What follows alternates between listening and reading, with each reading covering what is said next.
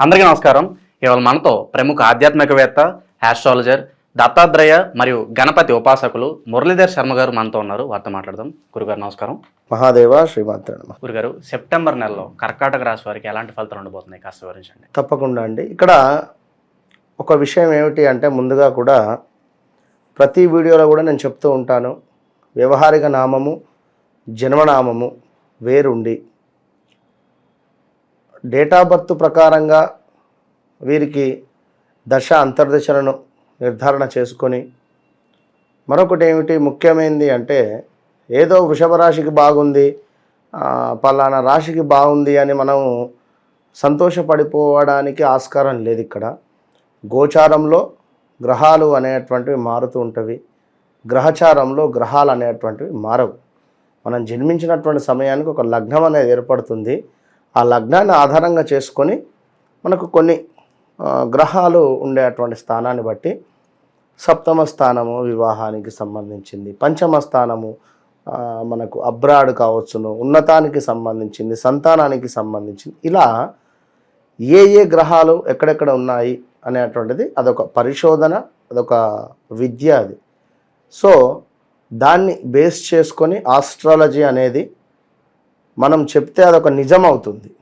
వారు ఉండేటువంటి పరిస్థితి ఏంది, నాకేది ఎప్పుడు నా ఛాలెంజ్గా నేను చెప్తూ ఉంటాను ప్రతి వీడియోలో కూడా, మీరేం చెప్పొద్దు, డేట్ ఆఫ్ బర్త్ పుట్టిన సమయం ఇస్తే నేనే మాట్లాడతా, విషయం ఇది ఈ పరిస్థితిలో ఉన్నారు కనుక, లేదా 4-5 విషయాలు నేను చెప్తా కనుక ఈ విషయాన్ని మీరు అబ్జర్వ్ చేసుకొని ప్రతి మనకు ప్లే అయ్యేటువంటి ప్రతి వీడియోను కూడా మీరు అర్థం చేసుకోవాలని చెప్పి కోరుకుంటూ, తప్పకుండా అండి కర్కాటక రాశి వారు పాపం వారిని ఎట్లా అంటే, ఎప్పుడైనా కూడా కర్కాటక రాశికి సంబంధించినటువంటి భర్త ఉన్నా భార్య ఉన్నా వీరిని అలక తీర్చడానికి కానీ ఏమైనా గొడవ జరిగినా కూడా ఎక్కడికైనా వాటర్ ఉన్న ప్లేస్కి తీసుకెళ్ళిపోవాలి వీరిని. ఎందుకంటే అది జలతత్వం కనుక వీరికి వాటర్ను చూసిన, ప్రయాణం చేసిన ఒక ఎక్సైట్మెంట్ ఉంటుంది వీరికి కనుక, ఇది ఒక్కటే మీకు ఒక అద్భుతమైనటువంటి రెమెడీ ఇది చెప్తున్నా.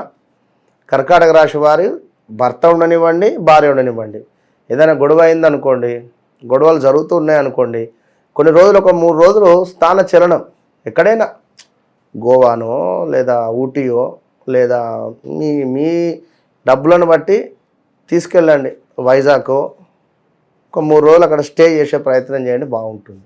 అయితే ఇక్కడ కర్కాటక రాశి వారికి 11వ స్థానంలో గురువు అద్భుతంగా ఉన్నాడు. కానీ మీ జాతకంలో, మీ జాతక చక్రములో గురువు దశ అయిపోయింది అనుకుంటే కొంత కర్కాటక రాశి వారికి మైనస్ వాతావరణం ఉంటుంది ఇక్కడ. ఓకే, కర్కాటక రాశి వారికి అష్టమ శని కూడా ఉంది ఇక్కడ. మరి శని దశ మీకు ఆల్రెడీ అయిపోయింది అనుకుంటే శనికి సంబంధించి తప్పకుండా అద్భుతమైనటువంటి రిజల్టే ఉండాలి. కానీ 2022 ఆగస్టు నుంచి కూడా సుమారుగా ఈ యొక్క కర్కాటక రాశి వారికి బాలేదు. స్థాన చలనాలు కావచ్చును, ప్రదేశ మార్పులు కావచ్చును, చేయని తప్పులకు మాటలు పడడం కావచ్చును, లేదా బంధువులతో గొడవలు ఏర్పడడం కావచ్చును, అమౌంట్ ఎక్కడో దగ్గర ఇన్వెస్ట్ చేసి లాస్ అయ్యేటువంటి పరిస్థితి కావచ్చును, సొంత తమ్మునికి డబ్బులు ఇచ్చి కూడా గొడవలు ఏర్పడేటువంటి పరిస్థితి, సొంత అక్క చెల్లెల వద్ద డబ్బులు తీసుకొని అవి ఇయ్యలేక సమయానికి గొడవలు ఏర్పడేటువంటి పరిస్థితి, చీటీ డబ్బులు ఎత్తుకొని డబ్బులు కట్టలేని పరిస్థితులు, ఇలా ఇలా ఎన్నో ఎన్నో ఎన్నో ఎన్నో పోలీస్ స్టేషన్ మెట్లెక్కిన సందర్భాలు కూడా ఉన్నవి కనుక చాలా జాగ్రత్తగా ఉండండి.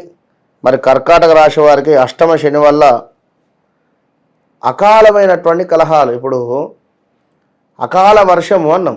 అకాల వర్షం అంటే ఏంటిది, అసలు మనకు సందర్భం లేకుండానే వర్షము కానీ, మంచి పంటలు పండేటువంటి సందర్భంలో వర్షం పడడం కానీ, మామిడికాయలు మనకు కోతలకు వచ్చేటువంటి సందర్భంలో రాళ్ళ వర్షాలు పడి మామిడికాయలు నేలపాలై ఖరాబ్ అయిపోవడం కానీ, ఇది అకాలమైన వర్షం. దీనివల్ల ఏం జరుగుతుంది, ఒక చెట్టు తను ఇచ్చేటువంటి పండును కోల్పోతుంది. అంటే దాన్ని నలుగురు ఆస్వాదించేటువంటి పరిస్థితి, అది ఆ వర్షం వల్ల కోల్పోతుంది అక్కడ. కానీ తను ఏం చేస్తుంది, తను అరవలేదు, తను ఏం చేయలేదు. మరలా ఆ యొక్క పూత రావాలి, మరలా కాయలు ఇస్తుంది, అది మరలా వచ్చేటువంటి సంవత్సరానికి ఎట్లయినా. అదేవిధంగా ఈ అకాలమైనటువంటి కలహాల మూలకంగా బంధువులు, రక్త సంబంధీకులు కూడా దూరం అయిపోయే పరిస్థితి ఉంది. కనుక అది అర్థం చేసుకోండి. ఎందుకంటే అలాంటి సిచ్యువేషన్ ఎదురైతే ఇక డబ్బుల కోసం ఏం లేదు చేసేది, ఉల్టా కేసులు కూడా పెట్టేస్తున్నారు. ఇవాళ రేపు డబ్బులే కావాలి, వేరే ఏం లేదు, ఆప్షన్ లేదు. విన్నారా? అయితే నేనేమంటున్నాను అంటే ఈ తొందరపాటు నిర్ణయాల వల్ల మీ జాతకంలో గుడ్ దశలు నడుస్తున్నవా, గుడ్ ఈవెంట్స్ ఉన్నవా, లేదా బ్యాడ్ ఈవెంట్సే ఉన్నవా? గుడ్ ఈవెంట్స్ ఉంటే తప్పకుండా రిజల్ట్ మీదే, ముందుకు వెళ్ళండి అని మేము పుష్ చేస్తాం. కొంచెం బ్యాడ్ ఈవెంట్ ఉంది అంటే వద్దు, మీకే లాస్ ఉంది, దయచేసి అర్థం చేసుకోండి. టైం బాగాలేనప్పుడు మనం ఊరుకోవాలి కదా, పరిస్థితులు బాగున్నప్పుడు అట్లా నేను చెప్పేది. కనుక మన టైం బాగా లేకుంటే తప్పకుండా 4 మెట్లు కాదు 40 మెట్లు దిగినా తప్పులేదు.